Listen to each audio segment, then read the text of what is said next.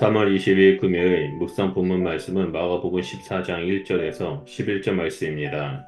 이틀 후면 유대 최대 명절 유월절입니다. 곧이어 한 주간을 무교절로 지킵니다. 1년 중 가장 큰 절기입니다. 대제사장들과 서기관들이 예수님을 잡고자 하나 민심의 동요를 두려워했기에 매우 신중하게 접근합니다. 명절이라는 특수한 시점과 상황은 양날의 검이 될 수 있었습니다. 예수님을 죽이는데 민심의 힘을 얻어 로마를 압박할 수 있다면 이보다 더 좋은 타이밍은 없습니다. 반대로 자칫 민심의 소요가 일어나기라도 한다면 로마로부터 엄청난 압박을 받을 수 있습니다. 예수님을 죽일 작전은 은밀하고 신속하고도 정교하고 빈틈이 없어야 합니다. 하지만 종교 지도자들의 비밀 모임은 뾰족한 묘책 없이 종결됩니다. 명절은 임박했고 짧은 시간에 민심을 자기들 편으로 삼을 확실한 방안을 찾지 못했습니다. 이대로라면 예수님을 체포하는 일은 명절 이후로 미뤄질 것입니다. 하지만 잠시 후 모든 예상을 깬 뜻밖의 기회가 찾아옵니다. 갑자기 서사의 렌즈가 베다니 시몬의 집을 비춥니다. 시점은 유월절 이틀 전입니다. 베다니는 예수님의 일행이 명절에 머물 거처를 마련했던 동네입니다. 시몬을 베다니 나병 환자로 소개합니다. 그의 집에서 예수님의 일행이 식사를 합니다. 대명절을 앞둔 시점에 유대인들은 무엇보다도 정결을 중요시 여겼기 때문에 나병 환자와 식탁 교제를 나눈다는 것은 있을 수 없는 일이었습니다. 시몬의 나병은 과거 예수님으로부터 치유받아 지금은 온전한 상태였을 것입니다. 예수님의 일행을 초대해 한참 식사 시간이 무르익어 갈 무렵 돌발 사건 하나가 발생합니다. 한 여자가 그 자리에 끼어듭니다. 한 여인의 등장은 모두를 깜짝 놀라게 합니다. 우선 유대인의 식사 간습을 고려할 때 남자들만 참여한 시공간에 여인이 끼어든다는 것은 간습을 파괴하는 무례한 일입니다. 다음에 이어지는 그녀의 행동은 더욱 놀랍게 합니다. 향유 한 옥합을 가지고 와서 식사 중인 예수님의 머리에 부은 것입니다. 모두가 당황했습니다. 참석자 누구도 이 여인의 돌발 행동을 이해할 수 없었습니다. 값비싼 향유를 바닥에 쏟아버린 것을 두고 참석자 중 일부가 여인을 향해 귀한 것을 허비했다며 싸늘한 반응을 보입니다. 급기야 이 여인을 꾸짖고 나섭니다. 300데나리온 이상 가는 것을 낭비하지 않고 팔아 가난한 자들에게 주었더라면 얼마나 좋았겠는가라고 그럴싸한 말을 합니다. 예수님을 제외한 사람들 모두의 시선에 여인의 행동은 낭비이자 허비였습니다. 모두가 웅성대고 여인을 쏘아볼 때 예수님이 입을 열어 말씀하십니다. 제자들을 포함해 거기 모인 사람들에게 그녀를 가만두어 괴롭게 하지 말라며 여인의 행동을 두둔하십니다. 한술 더 떠서 예수님은 그녀가 지금 자신에게 좋은 일을 하고 있다라고 말씀하십니다. 여인의 돌발 행동에 놀란 사람들이 다시 한번 놀랍니다.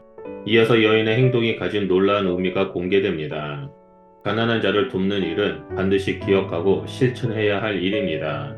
가난한 자는 언제나 제자들 곁에 존재할 것이기 때문입니다.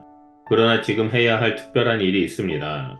예수님이 떠나실 시간은 몇 시간 남지 않았습니다. 신랑을 빼앗길 시간이 코앞에 다가왔습니다.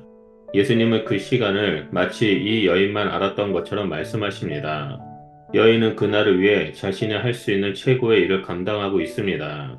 그녀는 힘을 다하여 향유를 마련해 예수님께 부어 장례를 준비합니다. 아무리 예수님이 3번에 걸쳐 순환과 죽음을 예고했어도 제자들 중 누구도 심각하게 받아들이지 않았고 그날이 도래했다라는 사실을 감지하지 못했습니다. 모두가 매년 반복되던 유월절을 준비할 때 이 여인만은 예수님의 죽음을 준비하고 있었습니다. 몸에 기름을 바르는 행위는 씻어야 하는 행동입니다. 산자에게 기름을 바른다는 것은 매우 이례적입니다.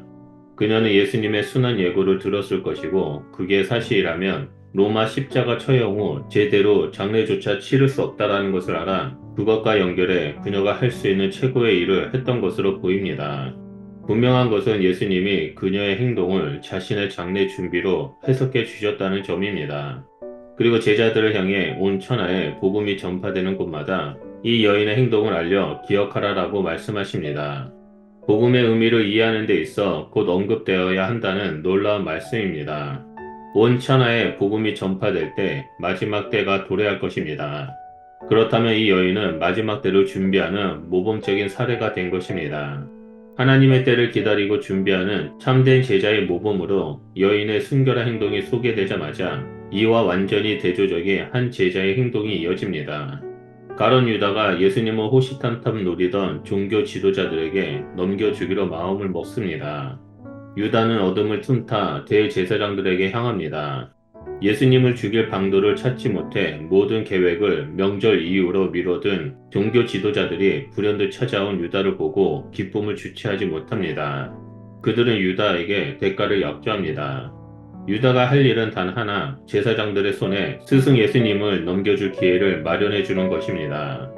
확고한 내부 고발자를 확보했으니 증인 몇 명만 더 세운다면 민심을 돌려 세울 확실한 명분을 얻게 될 것입니다.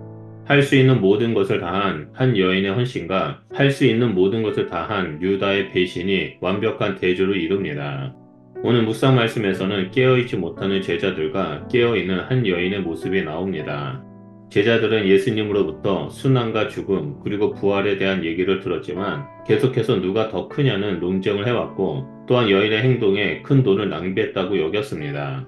하지만 여인은 예수님의 순환 예고 말씀을 기억하고 자신이 할 수 있는 최고의 일을 행했습니다. 그것은 최고의 감사를 표현한 것입니다. 예수님의 가르침은 모두에게 향해 있지만 순전한 감사를 표현했던 사람은 여인 한 사람뿐이었습니다. 우리는 이 땅에 살아가면서 말로만 신앙생활을 하는 것이 아니라 감사함으로 예배를 드리는 자가 되어야 합니다. 우리를 위해 죽으시고 부활하시고 늘 함께 하시는 성삼위 하나님께 감사의 삶을 드릴 때 우리를 통해 온 세상 사람들이 주님 앞에 나오게 될 것이라 믿습니다. 그러므로 하루를 늘 감사함으로 살아가는 자가 되시기를 축복합니다. 기도하겠습니다. 하나님 감사합니다. 마지막 때 하나님만을 바라보며 믿음의 길을 걸어가는 자로 우리를 불러주셔서 감사드립니다. 우리가 이 길을 걸어갈 때 다시 오실 주님의 말씀을 기억하면서 감사함으로 나아가겠습니다. 그럴 때 우리의 삶을 통해 우리 주변에 있는 사람들도 함께 믿음의 길을 걸어가며 곧 오실 주님을 맞이하는 거룩한 신부가 될 수 있도록 인도하여 주시옵소서. 그래서 우리의 삶 가운데 늘 감사의 마음, 감사의 고백들이 풍성하게 나타나는 일들이 일어날 수 있도록 축복하여 주시옵소서. 우리와 함께 해주심을 감사드리며 예수 그리스도 이름으로 기도드립니다. 아멘.